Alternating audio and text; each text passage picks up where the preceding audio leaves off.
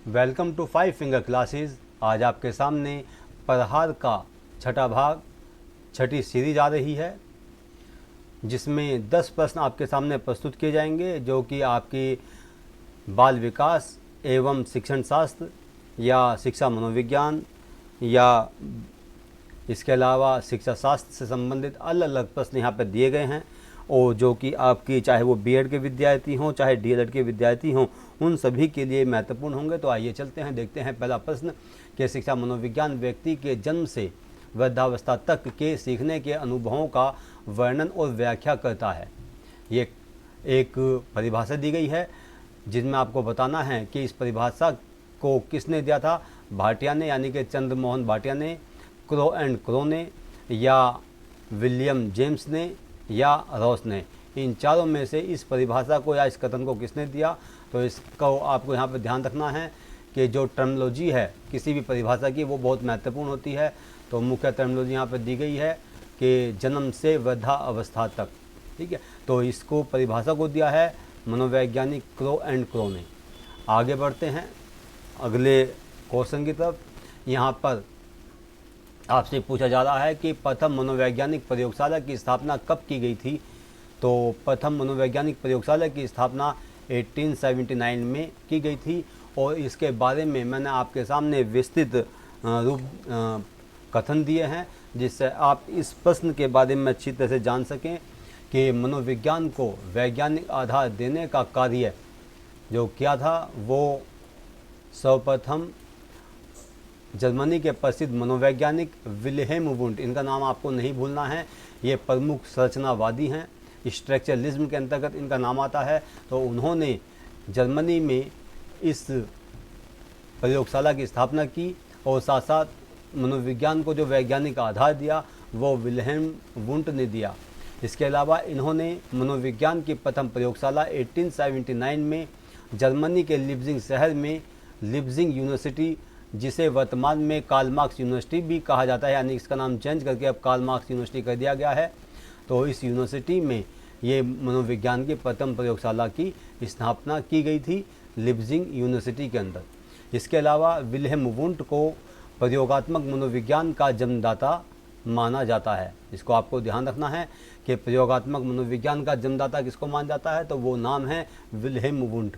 इसके अलावा Wilhelm won't ने चेतना को, यानी कि मैं आपको पता है मैंने अपनी जो लेक्चर सीरीज है उसमें आपको बताया था कि मनोविज्ञान का जो विकास है वो 4 चरणों में या 4 सोपानों में होकर के गुजरा है, जिसमें पहला है आत्मा का विज्ञान, दूसरा है मन का विज्ञान, तीसरा है चेतना का विज्ञान।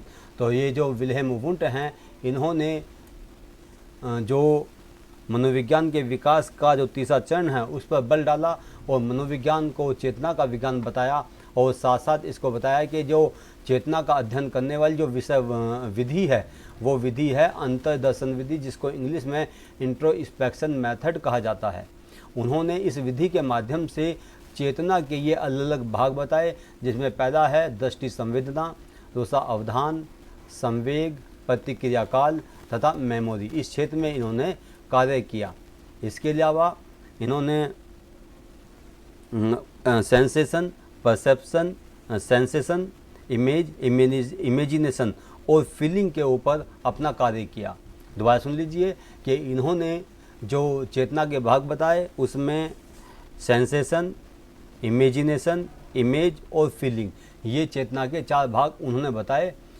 इसके अलावा धीरे धीरे मनोविज्ञान में दर्शन शास्त्र का प्रभाव कम होने लगा तथा यह एक स्वतंत्र विषय के रूप में स्थापित होने लगा। यानी कि इसीलिए यहाँ पर कहा गया कि मनोविज्ञान को जो वैज्ञानिक आधार दिया वो मनोवैज्ञानिक विल्हेम वुंट और उनके शिष्य जो जिनका नाम है टीचनर, उनके द्वारा इस कार्य को आगे बढ़ाया गया। आगे चलते हैं अगले क्वेश्चन की तरफ। न्याय दर्शन के प्रतिपादक कौन थे।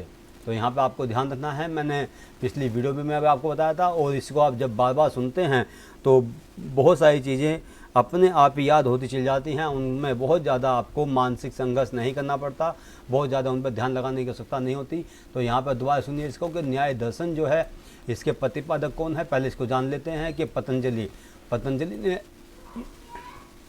योग दर्शन दिया था, दूसरा महर्षि कपिल ने सांख्य दर्शन दिया था, गौतम ने न्याय दर्शन का प्रतिपादन किया और जैमिनी ने मीमांसा दर्शन का प्रतिपादन किया। आगे बढ़ते हैं। अधिगम का पुनर्बलन सिद्धांत किसने दिया था? वेरी वेरी इंपॉर्टेंट क्वेश्चन है आपके सामने और 4 विकल्प यहाँ पे दिए हुए हैं कि टोलमैन ने या हल ने, पेवलोव ने या कोहलबर्ग ने। तो टोलमैन ने जो सिद्धांत दिया अधिगम का उसका नाम है साइन थ्योरी ऑफ लर्निंग, जिसको प्रत्याशा सिद्धांत भी कहा जाता है, यानी कि अधिगम का प्रत्याशा सिद्धांत। दूसरा है हल ने जो अधिगम का सिद्धांत दिया उसका नाम है अधिगम का पुनर्बलन सिद्धांत, जिसको इंग्लिश में कहते हैं रीइंफोर्समेंट थ्योरी ऑफ लर्निंग। तो इसको यहाँ पर ध्यान रखना है कि ये जो क्वेश्चन है इसका सही उत्तर है हल। इसके अलावा 2 विकल्पों पर भी और दृष्टि डाल लेते हैं। ये पेवलोव ने जो सिद्धांत दिया उसका नाम है क्लासिकल कंडीशनिंग ऑफ लर्निंग। पेवलोव का ध्यान रखना, ये रूस के मनोवैज्ञानिक थे, शरीर क्रिया शास्त्री थे और उन्होंने अपना प्रयोग एक कुत्ते के ऊपर किया था। इसके अलावा कोहलबर्ग, इन्होंने नैतिक विकास का सिद्धांत दिया जो कि बहुत महत्वपूर्ण सिद्धांत है। तो इसका सही उत्तर है हल। आगे बढ़ते हैं।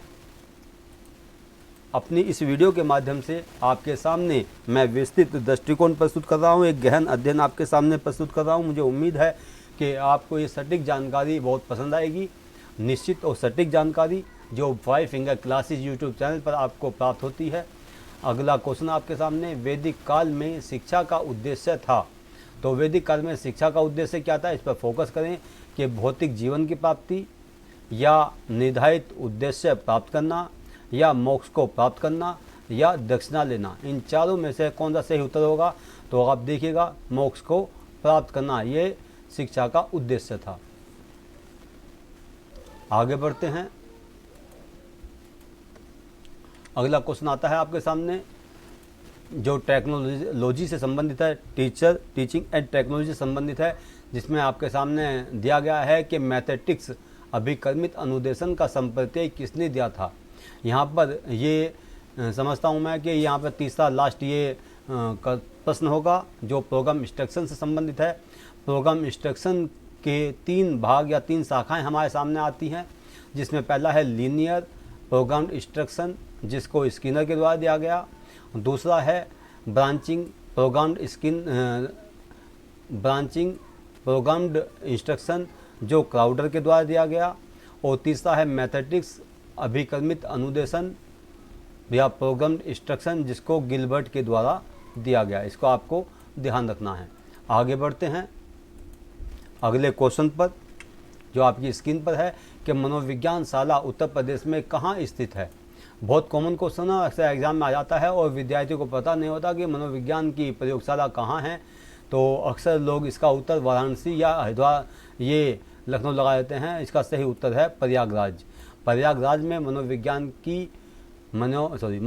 शाला उत्तर प्रदेश में कहाँ स्थित है, तो ये प्रयागराज में है। आगे बढ़ते हैं। जॉन डीवी द्वारा लिखित पुस्तक का क्या नाम है?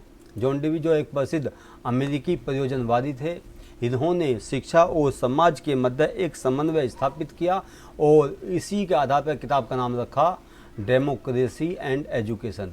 इसके अलावा और भी किताब आपके सामने यहाँ पे लिखी हुई हैं, जैसे ये रिपब्लिक है, रिपब्लिक प्लेटो के द्वारा लिखी गई है। सोशल कॉन्ट्रैक्ट जो है ये रूसो के द्वारा लिखा गया है ग्रंथ है। और मनोविश्लेषणवाद जो है साइको एनालिसिस, ये जो लिखा गया है सिगमंड फ्रॉइड के द्वारा लिखा गया है। आगे बढ़ते हैं नए प्रश्न की ओर और हम आपकी स्क्रीन पर है 9 प्रश्न जो 5 फिंगर क्लासेस की ओर से आपके सामने प्रस्तुत किया जा रहा है। और किंडरगार्टन प्रणाली का प्रतिपादन किसने किया था?